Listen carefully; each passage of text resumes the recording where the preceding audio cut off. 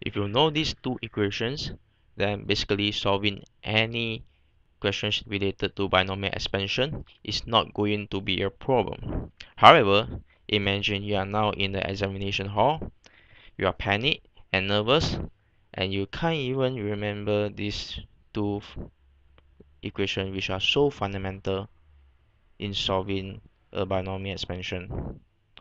So now I'm going to teach you a method which don't really require you to remember all these equations, or you can actually use it to check and see whether you have solved the question correctly if you have extra time.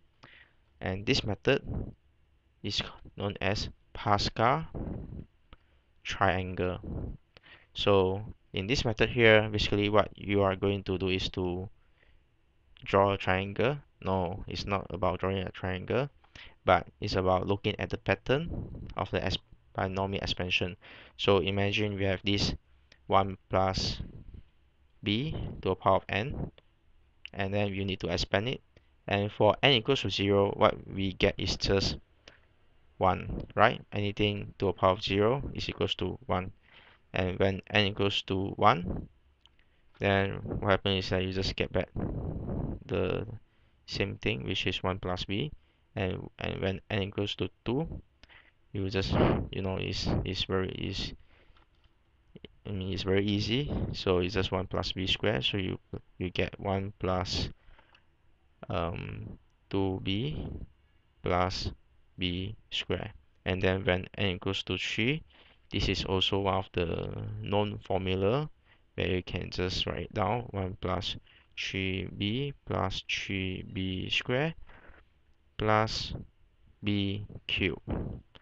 And up to the third order, we can already see there's a pattern in this triangle, right?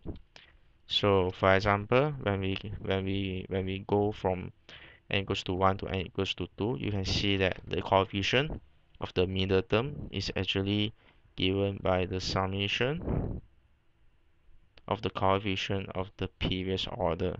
I mean, you can see that the coefficient of 1 is apparently 1, and the coefficient of b is also 1. So it's basically 1 plus 1 give you 2. And we also see the same pattern for the middle term for n equals to 3, where this 3b again is given by 1 plus 2, right? And then for the second 3, which is this 3 here, is also given by the summation of the coefficient of b and b squared when n equals to 2, right? So 2 plus 1 again give you 3. And we see that the first term and the last term is always equals to 1, and b to a power of n, depending on what order are you talking about. So let's see whether it's true for n equals to 4. So for n equals to 4, the first term is 1, and then the second term, if this triangular shows the same pattern for a higher order of n, then we will expect that the second term will be given by 1 plus 3, which is 4b plus, and then the middle term again is given by 3 plus 3, which is 6b cubed plus 3 plus 1 again, so that would be equals to 4b cubed, and plus, this is n equals to 4, so the last term would be equals to b to a power of 4, right? And now we can use this equation to check. I mean, and then if you do this correctly, then basically you can verify that, oh, this coefficient is indeed given by the sum of these two and these two for this coefficient here. And because of this pattern, we can quickly work out, for a higher order of n, then it's just going to repeat itself. 1 plus 4 equals to 5b plus 4 plus 6 equals to 10, 10b squared plus 10b cubed plus 5b to the power of 4 plus b to the power of 5, right? So without without having to think much about the formulas, factorial, you can actually straight away write out the coefficient, up to like n equals to something like 7 or 8. I mean, you can actually do it quite fast because you are just adding the numbers together, which is going to give you the right coefficients, right? So let's say we have a questions which asks you use the pasta triangle to expand, let's say 1 plus 2x to a power of 5. So, and then in this case here, you know that okay, you have done up to this point.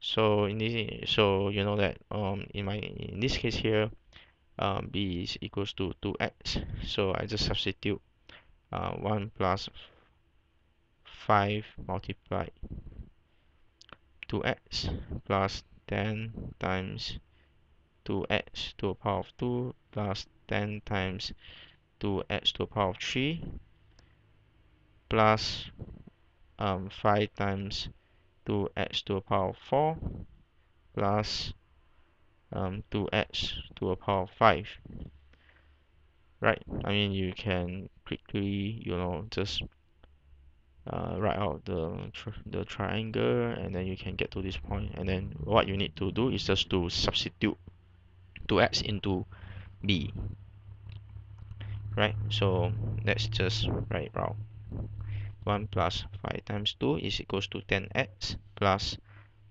40x squared plus, sorry, this cube should be outside the bracket.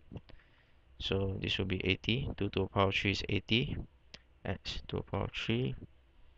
And plus 2 to the power 4 is 16. 16 multiplied by 5 is equals to 80, right?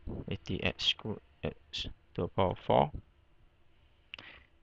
plus 2 to the power 5 is nothing more than 32, right? 32x to the power 5. And bingo, we got it solved. Alright, so that's all for Pascal triangle, and I hope that it's going to be really helpful when you go into your exam hall. Alright, that's all.